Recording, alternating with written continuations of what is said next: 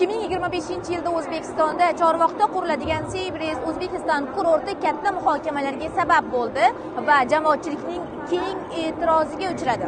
Bunga sabab esa Seybreez kompaniyasining Ozarbayjon prezidenti Ilhom Aliyevning sobiq kuyoviga tegishli ekanligi va u Rossiya fuqarosi bo'lib, Toshkent O'zbekiston ekologiyasiga katta zarar yetkazishi mutaxassislar tomonidan bashorat qilindi. 29-noyabr kuni Xalqaro ko'rgazmalar saroyida Yevrosiyo tog' kurortlari alyansining matbuot anjumani bo'lib o'tdi. Alyans bu kurortning qurilishiga qanday munosabat bildiradi? Rossiya, Ozarbayjon va O'zbekiston vakillari o'tiribdi. Har uchalasidan bu kurort iloji boricha hammadan bu kurort bo'yicha munosabat bildirishlarini so'rardim. Rahmat. Savolingiz uchun kattakon rahmat. Albatta kurort qurilishida bu o'zimni prezentatsiyamda aytib o'tdim. Birinchi juda xavfsizlik deganda faqat tabiat xavfsizligiga ham e'tibor beramiz. Har bitta kurort o'zini qurilishida bor tabiatga eng kam miqdorda kirish bilan daraxt kesish, boshqa narsalarga aralashmagan holda kurort qurilishi amalga oshiriladi. Va biz o'zimiz Amursoy kurorti har yili 3000 ga yaqin daraxt ekib boramiz. Yo'llarda daraxt nimani beradi? Toza havoni beradi. Ildiz tizimi yerni mahkam ushlaydi, yer siljib ketmaydi.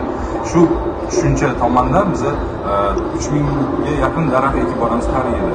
Mana hozir bizani O'ykaragaydagi mani kollegam hamkasbim ko'rsatdi, Shinbolaqdagi hamkasbim ko'rsatdi daraxt ekishganlik haqida tog'da. Bu har bir kurortda bu nima deydi? Buni an'ana bor. An'ana o'zini kurortida daraxt ekib boradi. Mana bizda katta